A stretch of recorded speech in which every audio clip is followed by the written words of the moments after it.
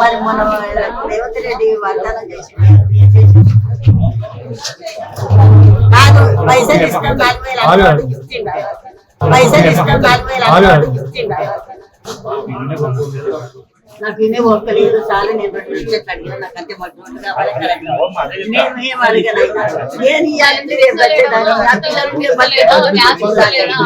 ఇయ్యాలి ఇద్దరు పెట్టాను కాదంటలేదు నాన్న ఇయ్యాల ఇచ్చిన వాగ్దానం మాట మళ్ళా ఓట్లు గెలిచినాక రాదు వాగ్దానం చెయ్యి. గ్యాస్ సిలిండరు కాంగ్రెస్ ఇప్పటి వరకు 500 ఉంటే ఎక్కువ పైసలు తక్కువ కాదు. డబుల్ బెడ్ ఇంద్రమ్మ ఇల్లు నేను ఒక ముచ్చట అడుగుతా కరెంటు ఫ్రీ అన్నోళ్ళు ఇప్పుడు మళ్ళీ ఎందుకు బిల్లులు వేస్తుంది? నేను ఒక ముచ్చట అడుగుతా కరెంటు ఫ్రీ అన్నోళ్ళు ఇప్పుడు మళ్ళీ ఎందుకు బిల్లులు వేస్తుంది?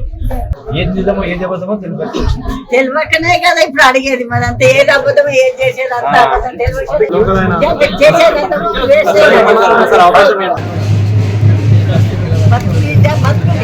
ఓట్లు వేయగానే కెరువులు పత్తులు ఫీజు పెరగానే కరెంట్ పోతలేదు కరెంట్ 2 మాటలు పోతుంది అన్ని మాటిచ్చి వాగ్దానం చేసినది నెరవేరుస్తున్నారు. అంతకు ముందు కరెంట్ పోయేది ఇప్పుడే పోతుంది మళ్ళా కాంగ్రెస్ గవర్నమెంట్ వచ్చినాక ఎట్లుంది 2 సంవత్సరాలు పోతేనే ఉంది కాంగ్రెస్ లేదు అన్ని కాంగ్రెస్ ప్రభుత్వం వచ్చినాక మంచిగా పుట్టే నీళ్ళలో రోడ్డు మీద నీవునే వర పోసుకొని ఎత్తుకోవాల్సి వస్తుంది. మోరీలు నిండితే లోపలికి ఏం పోయేది మాకు తెలియదు.